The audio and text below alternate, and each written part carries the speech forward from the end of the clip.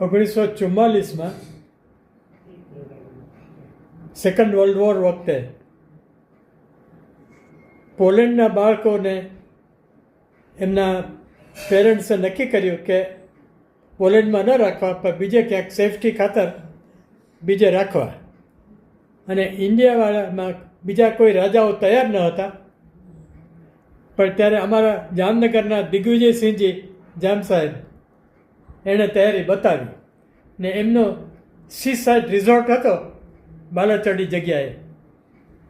ત્યાં 101 પોલેન્ડના બાળકોને એમણે સાચવ્યા.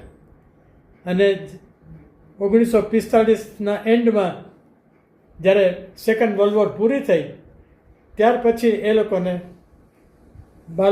પોલેન્ડ પાછા મોકલ્યા.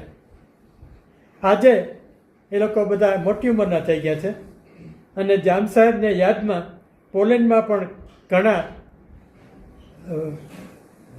ચોક અને સ્ટેચ્યુઝ ને એવું બધું બનાવ્યું છે. એ જગ્યાએ હવે સૈનિક સ્કૂલ બનાવી છે. બીજું તો કંઈ છે નહીં. અચ્છા, મારા પિતાજી જામનગરના આઉટસ્કર્ટ્સમાં પોસ્ટ ઓફિસના પોસ્ટમાસ્ટર હતા. એટલે ત્યાં પોલેન્ડના એમના કેરટેકર્સ હોય એ લોકો પોસ્ટ ઓફિસના કામ માટે અમારી પોસ્ટ ઓફિસમાં જ આવતા.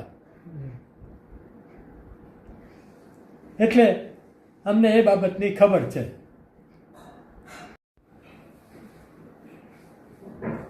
આ પોસ્ટ ઓફિસમાં મિલિટરી કેમ્પ પણ હતો.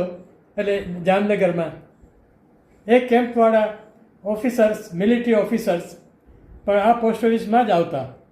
અને એક વખત અમને મિલિટરી ટ્રકમાં પોતાનો કેમ્પ બતાવવા અમને છોકરાઓને લઈ ગયા હતા.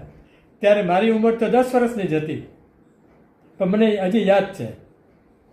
અને અમને આખો કેમ્પ બતાવ્યો હતો, કેવી રીતે બધી વ્યવસ્થા ચાલી છે.